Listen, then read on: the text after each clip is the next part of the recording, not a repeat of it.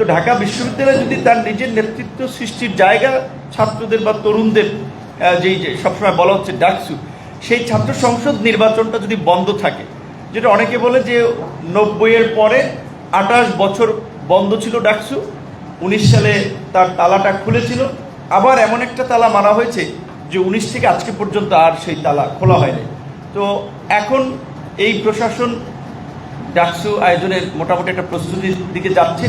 সেখানে গঠনতন্ত্র সংশোধন সহ বিভিন্ন বিষয় আপনাদের সাথে যে আলোচনা হয়েছে, সেখানে আপনারা আমি পত্রপত্রিকায় দেখেছি বা আমাদের সাথে একটা মতামত দিয়েছে, সেইখানে আমার অভিমতটা ব্যক্ত করেছি।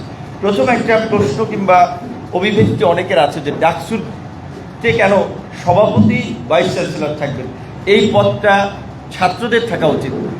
আপনাদের মতের সাথে মানে বিনয়ের সাথে আমি দ্বিমত পোষণ করে বলবো যে আমাদের দেশের কালচারে কিংবা আমাদের দেশের অবস্থার প্রেক্ষাপটে আমার ব্যক্তিগত মত হচ্ছে ডাকসুতে যে দুটো পদ শিক্ষকদের রয়েছে, একটা হচ্ছে কোষাধ্যক্ষ আর একটা হচ্ছে আপনার এই সভাপতির পদটা, এই দুটো পদ শিক্ষকদের মধ্যে বোধহয় থাকলে ডাকসু কিংবা ছাত্র সংসদের ফাংশনিংয়ে ভালো হবে।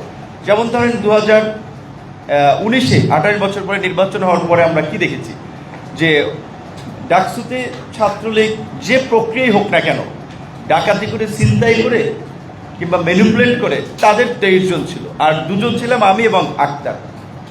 তো ডাকসুর গঠনতন্ত্রে বলা আছে VP will be the chief executive of office, মানে প্রধান নির্বাহী।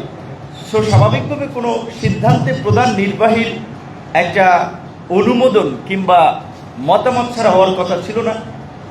কিন্তু আমরা দেখেছি ডাকসুতে আমাদের সময় যে 89 লাখ টাকা বিশ্ববিদ্যালয়ের বরাদ্দ ছিল, তারপরে আরও বাইরের বিভিন্ন প্রোগ্রামে স্পন্সর আনা হয়েছিল অনেকগুলো।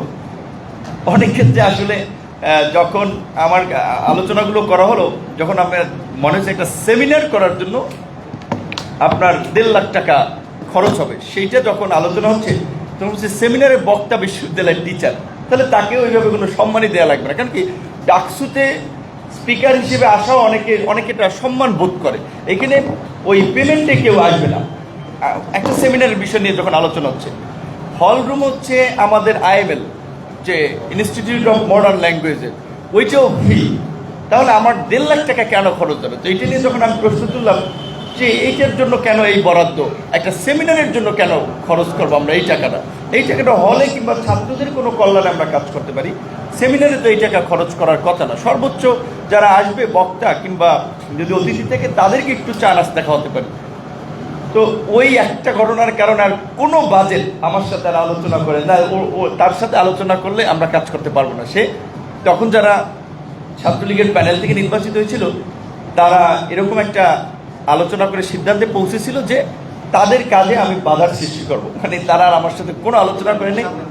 দেখলাম যে টাকা তারা উঠাচ্ছে, তখন আমি কোষাধ্যক্ষ ছিলেন যে শিবলি রুবায়দুল ইসলাম স্যার, ওনাকে বললাম, এবং সভাপতি আমাদের আখতারুজ্জামান স্যার বিসি ছিলেন, ওনাকে বললাম যে স্যার এটা আমাদের সাথে আলাপ আলোচনা, আমরা যে একটা প্রোগ্রামে বাজেট খরচ করব, ওইটা নিয়ে তো ন্যূনতম আমাদের মধ্যে একটু আলোচনা হওয়া দরকার, এবং ওইখানে এইটা ডিসিশন হবে।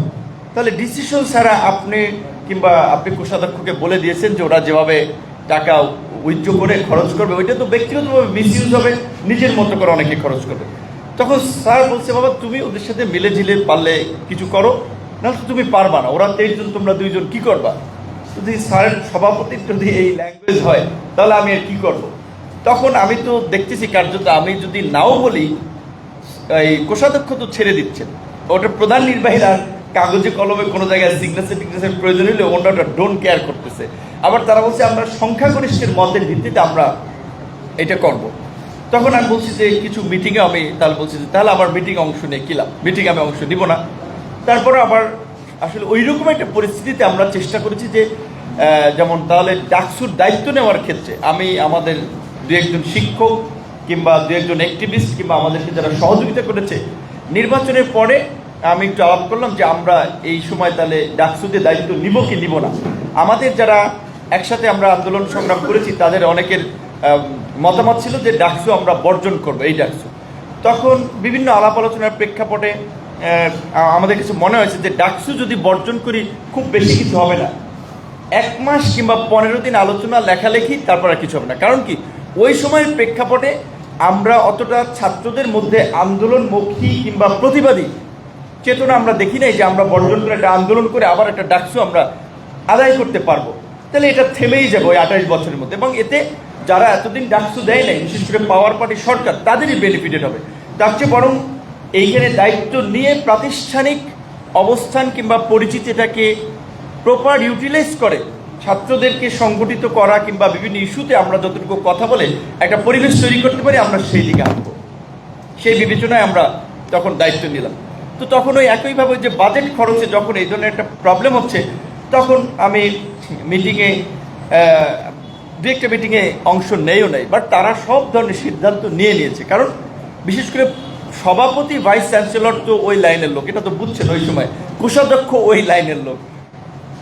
তো যেই কারণে আর কোনো বাজেটে কার্যত আমার আর কোনো অনুমতির আসলে তাদের প্রয়োজন পড়ে নাই। আমার একটা ব্যক্তিগত বাজেট দিয়েছিল 5 লাখ বিপিজিএস এর, সুনির্দিষ্ট কোনো বাজেট নেই, বাজেট সম্পাদকদের আর সদস্যদের কোনো বাজেট নেই। তখন আমরা ওই সময় আলাপ করে যে একজন সম্পাদকের বিপরীতে একজন সদস্যকে ডেপুটি হিসেবে যে তারা তার কাজে সহযোগিতা করবে, ওইভাবে অ্যাপয়েন্টেড করেছিলাম। এবং সদস্য ওই সম্পাদকের যে যার ডেপুটি, তার থেকে কিছু বাজেটে সে যদি কাজ করতে চায় ওইখান থেকে কিছু বাজেট সেই নিবে, এরকমভাবে। তো সেই দিক থেকে আমার যে 5 লাখ টাকার বাজেট ছিল, আমি ওইটা ইচ্ছা করেই ওইটা উইথড্র করে নেই। কারণ ওই বাজেটটা ছিল বলতে গেলে আপনার ধরেন ওই চা নাস্তা খাওয়ার মতো। তো আমি এটা আমার একটা এক্সাম্পল রাখতে চেয়েছিলাম যে আমি ডাকসুতে চা নাস্তা 1 টাকাও খাই নেই বিশ্ববিদ্যালয়ের, বা ছাত্রদের টাকাটা ঠিক আছে, আমি এটা খরচ করি নেই। তো এই কারণে, কারণ কি, আমি যদি ধরেন 2 লাখ টাকাও খরচ করতাম, তখন একটা প্রশ্ন, 2 লাখ টাকা ভিপি 1 বছরে চা বিস্কিট খাইয়া মধুর ক্যান্টিনে বিল দিয়া উড়াই দিল, কিংবা ছাত্রদের জন্য কাজ না করে, বা নানা ধরনের কোশ্চেন আসবে। যেই কারণে আমি ভেবেছি এটা যদি একেবারেই ব্যক্তিগত এক্সপেন্ডিচার বেস এটা বাজেটটা দেওয়া হয়েছে, আমি ওইটা খরচ করবো না, তো আমি আর ওইটা খরচ করি নাই। তারপর তো প্যান্ডেমিকের কারণে বিশ্ববিদ্যালয় বন্ধ হয়ে গেল। তারপরে ডাকসুর গঠনতন্ত্র অনুযায়ী এটা আপনার বিজ্ঞানে যেটা আর কি, যেটা হলো অটোফেজ দশার মতো, এটা অটো আপনার আত্মীকরণের মতো এটা ডিজলভ হয়ে গেছে। কারণ ডাকসুর গঠনতন্ত্র ছিল যে 90 দিনের পরে এটা অটো ডিজলভ হয়ে যাবে।